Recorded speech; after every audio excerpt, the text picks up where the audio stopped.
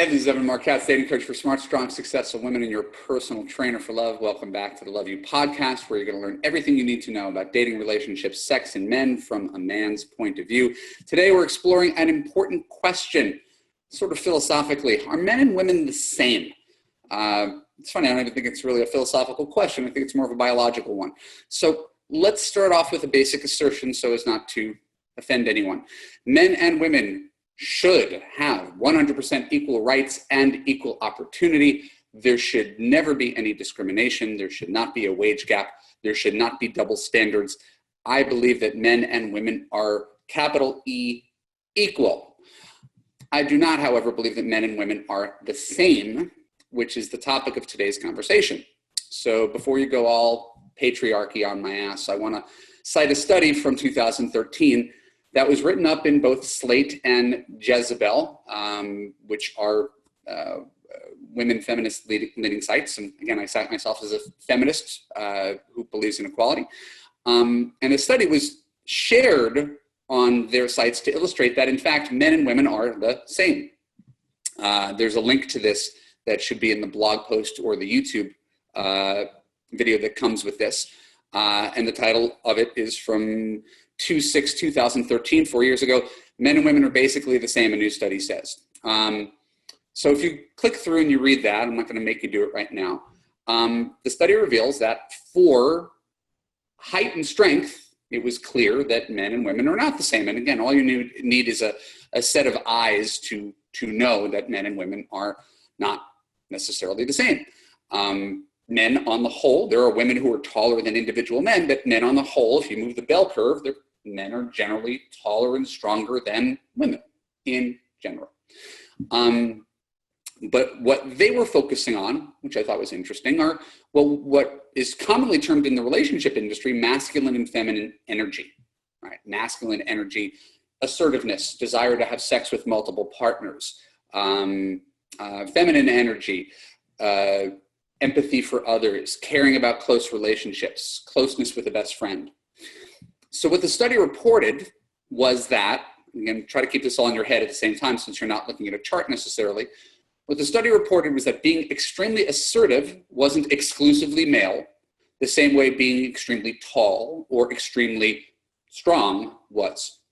To which I say, did we actually need a study for that? Nobody who's a coach for smart, strong, successful women could possibly think that there aren't a ton of aggressive, ambitious, opinionated, sexual women out there who embody some of the same characteristics of men. So doesn't that make the case that women and men are the same? No, it does not. The question isn't whether that these women exist in great numbers, because they do. We're talking about larger data. People take one thing, like a personal data point, and they extrapolate it to say, well, if I exist, then therefore I'm representative of the entire population. That would be like a man who's 6'11" saying, well, I exist, so there should be a whole bunch of 6'11" men, and that's not true. So it's not whether women who could separate sex from love and are aggressive and ambitious and interested in science. It's not whether they exist in numbers.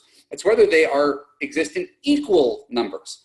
And that, to me, is where the people who are reporting on this for both Slate and Jezebel ignored something really, really crucial. And you see it in the graph. They just didn't talk about it. In the very graph where the authors wanted to present that men and women were the same, they ignored that for the lower quartile of aggressiveness, right, the lower quartile of aggressiveness, what we in the dating profession call feminine energy, softer, more flexible, more likely want to please or be conciliatory, there were nearly twice as many women as men in the lower quartile of aggressiveness. And this is the chart designed to present the idea that women and men are the same, right? On the high end, men are, a little bit more sexual, a little bit more aggressive, but the majority of women were, in fact, softer, more flexible, more likely to want to please or be conciliatory, right? They were less aggressive than men, right? So there are no shortage of women who carry themselves like prototypical men, and it's not a bad thing. It's not, this territory is not exclusive to men, but there are a lot more women who carry themselves like prototypical women. This is not a criticism. This is not sexist. This isn't even an opinion. This is me looking at a graph that correlates with what we see in real life. Which gender is more likely to make fun of a friend's appearance? Which gender is more likely to start a fist fight? Which gender is more likely to feel comfortable with sex without commitment? Which gender is more likely to commit a crime? If you said men for all of the above, you would be correct. That doesn't mean you hate men. It means that, in fact, men and women, even if we're 90% the same, might be 10% different. And that difference isn't merely sociological, inculcated into us by society, but it's biological. Men produce more testosterone. Testosterone gives men their sex drive. It increases risk-taking, produces aggression. Go on Wikipedia, look up testosterone. So while we can't factor out how society raises boys and girls, and there's certainly something to that, we're foolish to try to factor out the biological differences between men and women as well. It's far smarter and healthier to recognize that just as there are women who are taller than men, but men in general are taller than women, men in general are also more likely to be aggressive, dominant, violent, competitive, and yes, sexual as well. Healthy men are able to keep this masculine energy in check in order to be not be domineering. Healthy women too have to soften up to have balanced relationships, especially with aggressive men. So anytime someone tells you that gender is just a societal construct and that there's absolutely no difference between men and women, just pull up that link to Slate and look at the chart that illustrates that women are nearly twice as likely to be non-aggressive than men, which happens to mirror what we see in society in terms of domestic violence, sex crimes, the prison population. That's not socialization, it's biology. Women have this over men, and it's sort of strange to pretend otherwise in the name of equality, right? So I know that if you're a woman who's listening to this, you don't want to be a victim of a double standard, right? In any way, shape, or form. But we have to remain vigilant about being based in reality here in this world. And here in reality, unfortunately, men rape and they kill and they fight, and they're more sexually promiscuous than women, as pretty much anyone could tell you without having to do a study on it. The insistence that men and women are the same is, well, to borrow a term, I guess fake news, and it's from a post-fact world. And we're not going to deal in that post-fact world. We're going to talk about the way things are, not just the way we would like them to be. And so I've already planted my flag in what I believe. Certainly what I believe is not based on what I want to believe. It's based on stuff that we see, that we study. But the reason I do these things is to stimulate the dialogue and see if I could help you understand things that might challenge what you already believe. And that's why we take callers on the Love You podcast. I'm going to start today with Jenny. Hello, Jenny. Thank you for joining me. Hi, how are you doing? I'm great. Good. I just want to first start off saying I really appreciate all your directness and your thoroughness with your topics. They have been absolutely eye-opening for me, so thank you. I appreciate it. Thank you so much. Well, I had, thought about this topic, and this has probably been the core of my, focus in my dating history and my dating career. Sure.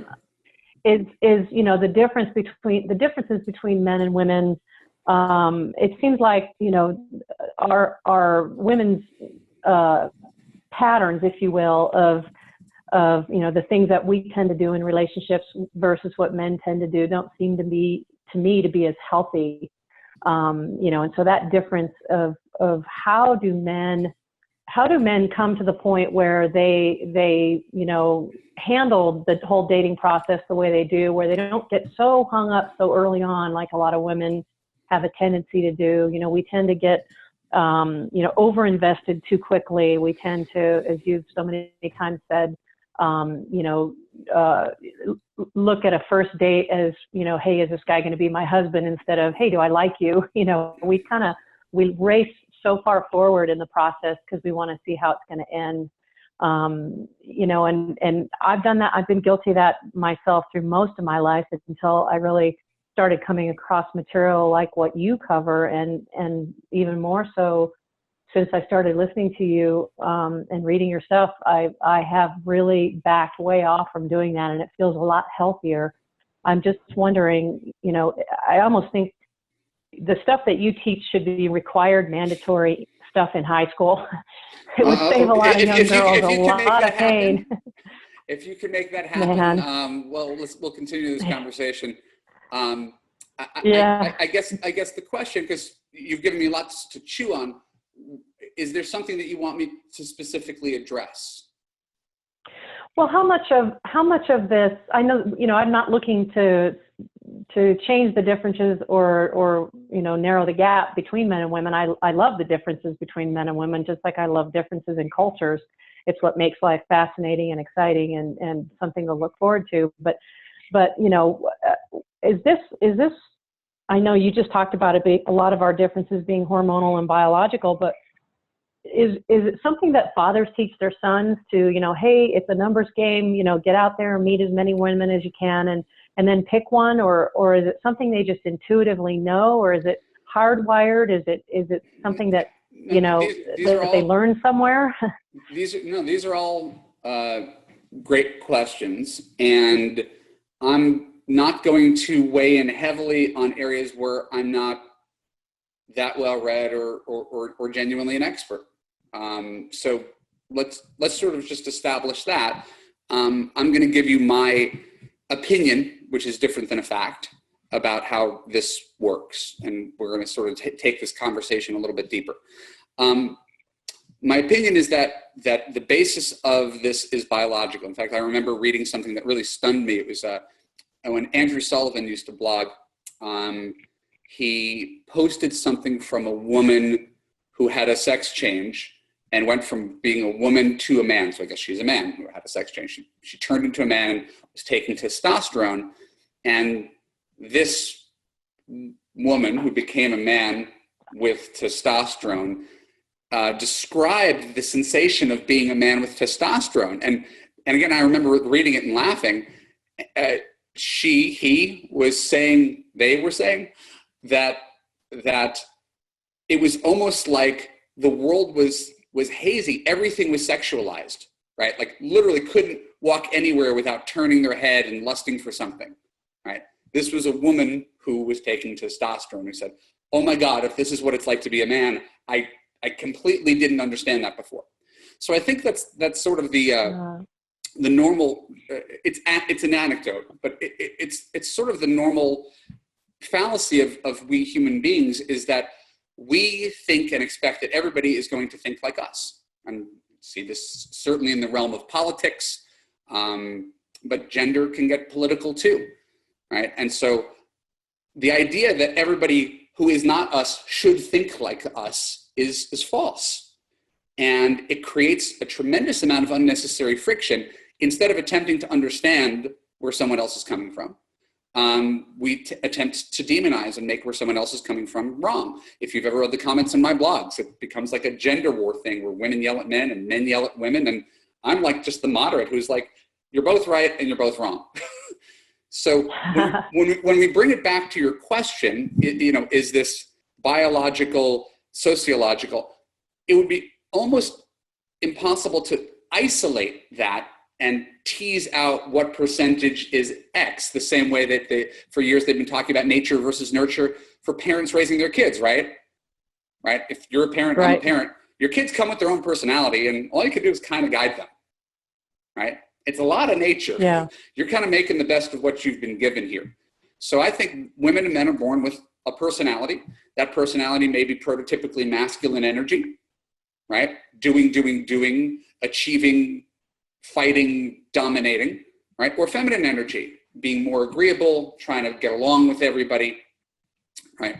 My son and daughter happen to adhere to those stereotypes, but that's not necessarily the case with everybody. I think all we're saying is that on one end, men tend to embody the masculine stereotype in general, and on the other end, women tend to embody a feminine stereotype, and there's a whole bunch in between. So I'm not really worried, Janine, why, because the why doesn't necessarily get us anywhere. I see a lot of people focused on blame, like trying to, what can we do to change men so they can become more self-aware? I mean, I get a lot of that conversation. What do we do to, fine, men like to look at women, men like to have sex. They could completely separate sex and emotion, right? So, right. So what can we do to change them and make them more like women? That's what I get. I'm like, I don't think that should be the focus of our energy, is to try to change them. If anything, it's to understand they're going to be that way. So if you get bothered by the idea of having sex with someone that you may never see again, probably you shouldn't have sex until you're in a committed relationship. If you can't handle it, because he can. And we have tons and tons and tons of evidence to back this up. So as I said, I'm more focused on the what are we going to do now rather than the why did we get here. Right? Is it taught by fathers to sons? I don't know, but I do know that in general, most guys get the memo in 3rd grade that if you like a girl, you have to ask her out. She's probably not going to do it to you. Right? Men reach out. You're pretty. Will you go out with me? Right? They'll pull her hair. They'll tease her. They'll do. I'm going to get your attention. They'll do handstands. Right? You should see my 4-year-old son. He sticks out his tongue when he sees an attractive. We have a pool and we give him swim lessons. He couldn't even get into the pool. He found one instructor so attractive. He was literally like, right. See, had I known that in elementary and junior high, I would have realized that I was being flirted with instead of somebody was being mean to me. And I kind of, I have probably been overly sensitive through my lifetime, and I'm sure there's a lot of women that can, relate to this, where I've just overinvested myself in too many ways and took things so personally in so many wrong ways that I look at it as I had allowed my own injuries, because the guys weren't deliberately setting out to try to, injure me or hurt my feelings or let me down or betray me. They were just doing what was their life. They're being themselves. And that's the real hard part, Janine, when we get into the political gender part of this. When I say, well, this is kind of who guys are, I'll get, not to be defensive, I'll get criticized. Well, you're just normalizing bad behavior. People like you enable the Donald Trumps of the world or stuff like that. And I think that's a sort of a dangerous, slippery slope. I think there's a huge difference between acknowledging that your husband finds other women attractive, right? And sexually assaulting someone, for example, right? There's a big swath between normal and abnormal on that. And we have to speak out against people who take this unfettered biological masculine energy, the right to fuck everything that walks. That's something that men need to be held accountable for, and that's something that we need to talk about, right? But we can't go too far to the other end of the spectrum and expect that every guy who sees you across a crowded bar is thinking, I bet she's really, really nice. Because that's not true. There's never been a guy who approaches a woman at a bar because she looks nice. Right. Well, in some ways, anybody's behavior, whether it's a man or a woman or a child's, has a tendency to want to see where boundaries lie. And if they aren't given a boundary, then they're going to keep going. And that's probably a lot of women's fault, over the years, for moving those boundaries around so much that guys don't even probably know where they are anymore. Well, I don't think of fault, Ginny. I mean, the terms I always use, if you've been listening for a while, it's not right and wrong. It's effective and ineffective. So I have a client the other day who's like, what can I do? I'm on a dating app and the guy swipes right and gives me his number to text him and then invites me over. And if I don't do it, then I'm going to lose him. And so I do it. And then I go over his place and we hook up. And then like a week later, he texts me and says, hey, you want to come over? And like, how did I get here? I was like, you got here by not having any boundaries. So that's not a matter of fault. It's realizing that a guy doesn't get to treat you any way that you don't allow yourself to be treated. And you can be warm and fun and playful and guide him on how you want to be treated. If you're stuck in the text buddy fuck buddy, friend zone, whatever thing that is, you're a willing participant in that. And if you make flirting with you fun, if you make the chase and the challenge and the dance fun, a guy will respect it. And he's not going to only text you. You could get him to call you on the phone. And he's not going to demand sex on the first date because you're worth his while and you've shown him that's not how you roll. And if he wants that, he's going to go find someone else. It's having just the confidence to say no, but not get angry at men for trying. And I think that's sort of the big thing, the underlying thing that we're talking about is what you talked about, your sort of self-imposed problems. It's getting angry that men do these things at all, right? How dare they? Don't worry about why they do it. You don't have to go out with that guy. You don't have to assume he's necessarily a bad guy. He's a guy who's saying, how far could I get without putting in any effort? Because if I could swipe right, text you, and not have to take you out to dinner or take my profile down, and you're just going to come over and have sex with me, what incentive do I have to stop? Exactly. Right? Yeah. So my job as a coach for women is to help women, understand that piece and nudge men into better courtship behavior so that you don't find yourself in the position of, why does this keep happening to me? It's not a fait accompli. It doesn't have to be this way, right? You can change the way you react to men by understanding men, setting healthy boundaries, right? And not inherently making men wrong for being men, whatever that means. And there's going to be some women who are like, well, I don't like men. I don't like the idea that he's going to look at porn. And I don't like the idea that he's going to stay in touch with ex-girlfriends. And I don't like the idea that he's going to speak really bluntly and say something that offends me. I just don't know how you get a man without all of those pieces. What you're really saying is, I want to date a woman.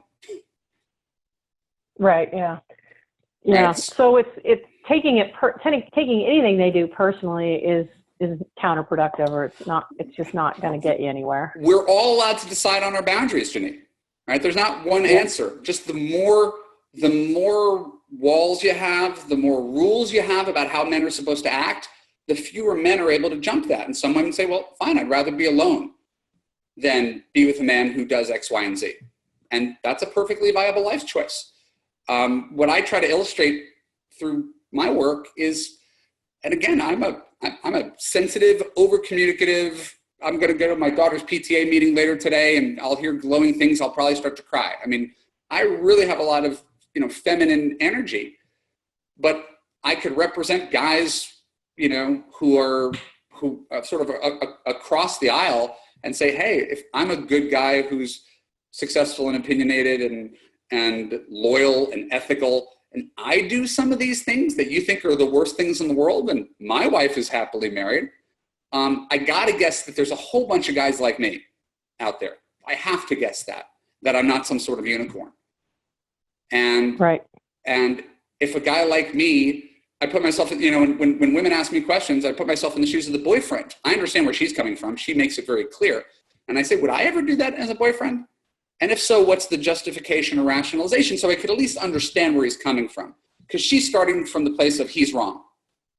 Right? And I'm starting from the place of, all right, is he insensitive or is he actually a dick?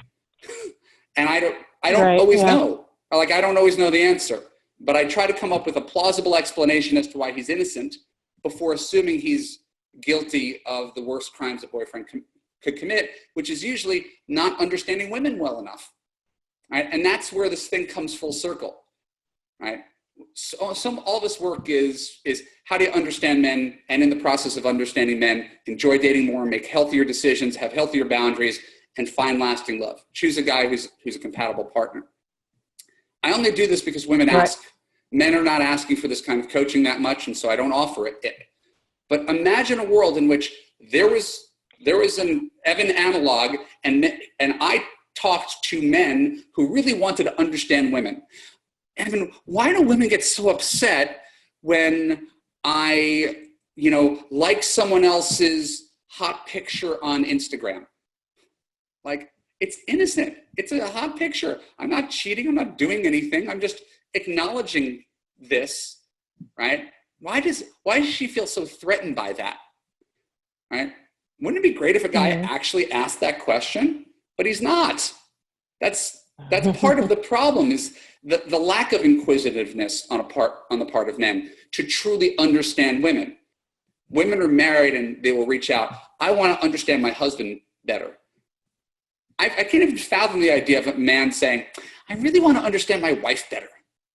I mean, can you help me understand my wife? Do you think men don't lean towards doing that because they're just okay with a lot more things as they are? They're just more comfortable with life as it is? Again, I'm not going to go too far into theorizing. I would say it is a strength that women have that men don't, is the power of introspection. And it's why it's a stereotype. The guy who won't stop the car to ask for directions, right? That didn't come from nowhere, right? So women take responsibility and look internally. Sometimes they blame themselves for things that they haven't done wrong. It's just, no, he's just a jerk. It's not your fault. Your only fault was staying with the jerk. But it's not your fault. So I think women take everything internally, and men have almost a blind confidence in their ability to be right, even when they're not. And again, I'm going to try to avoid getting political on this one. But I mean, I think men have a blind confidence that they're right, even when they're not. And maybe if we reverse engineer it to something biological, you need that blind confidence to go up and approach a woman and demonstrate to a stranger why you're great and why she should have sex with you. Yeah, no doubt. No doubt. You need that kind of confidence. Otherwise, you're left out of the game, right? So maybe that's hardwired. I'm not even going to try to tease out whether it's hardwired or whether it's sociological. There's a lot of guys who don't have that confidence. And you know what? Those are the guys who complain about women. Those are guys who never get laid. They stay in the friend zone, lead a life of celibacy, get angry at women for being so picky. They're the guys who don't have that almost irrational confidence that it takes to approach someone, pay for someone, ask someone out, buy a diamond ring for someone. And women don't seem to appreciate how hard it is to be a man sometimes, right? I understand all the problems that women have because it's my job.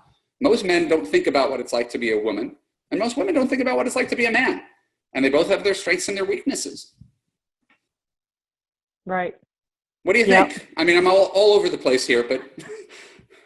Well, so am I. I kind of did that to you on this call. So thank you. No, that was really insightful, and it definitely filled in some gaps in my understanding or my ability to kind of break this down. So thank you.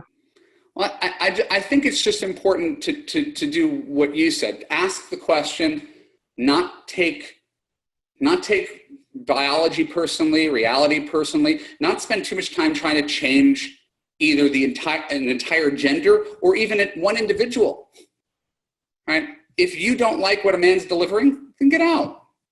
But don't spend your time trying to remind him how deficient he is, how he's doing everything wrong, how he's constantly offending. I mean, it becomes tiring. And again, these stereotypes of, the resentful, henpecked husband and the nagging wife, they come from somewhere. It's because women are, in general, not content with men, and there's plenty of reasons that they're not content with men. Those are valid reasons. We have to validate both sides. There are valid reasons women initiate 2/3 of divorces, right? But perhaps that would be lowered if women understood what men needed, which is mostly to be accepted as we are. Right? Yep. You're not going to bring out the best in your guy by 2/3 of your conversation starting with, here's what you did wrong today, and here's how you disappointed me last year, and by the way, I always hated the fact that you did this, and right. So and again, I hate to traffic in stereotypes, but they have validity. It's the clueless, insensitive husband, right, and it's the hypersensitive wife who expects the man to read her mind, and when he fails to read her mind, either blows up at him or constantly criticizes him. And how could you be in a relationship where there's constant criticism? So I think men mostly want to just be left alone, accept me, love me. This is what you see is what you get. And women say, he'd be great if he changed this, this, this, and this. But I love him. But they're focused on the 4 things that he needs to change all the time. Yeah. So there are things that one can accept in a relationship, and there's things that one can't accept, right? Kindness, consistency, communication, character. If your man is deficient in those things, you shouldn't even be in a relationship with him. But the little things, right? Or the fundamental things like, hey, I chose to be a high school English teacher. I'm never gonna be the rich guy. Stop getting on my case. This is my life. I'm happy with my life. You can't constantly shame me or make me feel bad for choosing this career. Made up example. Yeah. Right? But a good one. Well, love is about acceptance fundamentally, tolerance. My wife tolerates me. That's her great skill. You wouldn't be able to tolerate me on a 24-hour basis. My wife does. That's a big part of why we're together, and it takes nothing away from her own strengths, her intelligence, her beauty, her kindness, to say that the glue that keeps us together is that she's the one who tolerates me in a way that no other woman ever did. And I think that once women understand that a man just wants to be tolerated and accepted, and if you could give him that, you've given him the greatest gift of all. So here's a quick question on just the whole opposites attract concept. There's been a number of times in my life where I've made friends with guys that, they just became buddies, and we would be talking about, well, what are you looking for in a partner? And they would list all these things, and they would literally be describing me to a T. And I'm standing there kind of with a half smile looking at them like, okay, so what's the problem? Sure. And I don't say anything. And then I proceed to watch them take a woman who is exact opposite of me. Yep. And, date that person, and they don't, stay in those relationships very long. But, hold on to that. Just hold on to that thought. I got it. Okay. You ready? Okay. Yep. It's the equivalent of what happens when we flip the genders around with nice guys. Nice guy, right, doesn't have masculine energy, doesn't have sexual confidence, doesn't present himself as strong or opinionated. He just tries to nice his way into your heart, and he befriends you, and he watches you date assholes and jerks and bad boys who are inconsistent and mistreat you, and he wonders why you don't choose him. What's the answer? I don't know. The answer is that you're not attracted to him. Okay. He actually has everything that would make a good husband, but you're not attracted to him, and you can't convince yourself to be.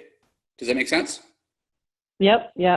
That's right. So he actually has everything. He is nice, and he's cute, and he has a decent job, and he's a great communicator, and he really listens to you, and he's always there for you, and you just don't feel it for him. Yeah. Right. That's the story that you're telling me. Is that when a guy says he wants you, he does want you, but he's driven by his attraction first, and he figures out the rest later. So why do women go for jerks and why do men go for hot and crazy? We're driven by attraction and chemistry, and we think that'll make it all better. We don't go for consistency and kindness. No one swipes right on Tinder for consistency. So if you're going to do any self-improvement, it's understanding how to tap into your feminine, sexual, right? Like, instead of becoming the woman who's in the friend zone. And it's not something I could tackle with you right here, right now, but you can reverse the genders and it's sort of the same thing. There's lots of amazing people who are not turning on the opposite sex and wondering why they're overlooked, for people who are almost objectively worse partners. Right? So that whole opposites attract doesn't really have a whole lot of merit. It has much more to do with just attraction itself. Attraction is not really a conscious choice. I could be attracted to someone who's terribly bad for me. Yeah. Attraction gets you there. It doesn't keep you there. So you stand the greatest odds of getting the attention of the opposite sex if you're attractive, or the attractive man or attractive woman, either physically how you look or your attitude, right? Some guys with money, it's attractive. Some women with big boobs are attractive, or people have different things that they find attractive. The more you can induce attraction and be able to deliver on being a good relationship partner, the more you're really bringing to the table. And most people have one or the other. They're really nice people who are not building up attraction, right? Or they're really attractive people for some reason or another who don't make for great partners. So when you find someone who does both, it's sort of the holy grail. The person who turns you on and also can be there for you in the hardest times. So, again, I know we didn't really, I know we sort of discussed a lot, and I don't know if we resolved everything, but thank you for bringing up such an interesting topic. I enjoyed thinking out loud with you. Thanks, John. I really enjoyed this too. Thanks so much for having me on. No, really, it was my pleasure. Thank you. Mm-hmm. We only had one caller for today. Can't help it when people flake out, but I want to thank you for joining me on today's Love You podcast. My name is Evan Mark Katz. I really enjoyed this opportunity to share my thoughts, stimulate dialogue, get your input. Just because I say something doesn't mean it's true, but I'm hoping it's like at least 90% there. Next week, I'm going to be interviewing a friend of mine. Her name is Kimberly Seltzer. She's a dating coach. She's an image consultant. And our topic is, what image are you projecting? You really, like, this is for women, especially. We just talked with my friend Janie, who's wondering, what am I putting out there in the world? Why do I meet these guys who think I'm perfect but are not choosing me?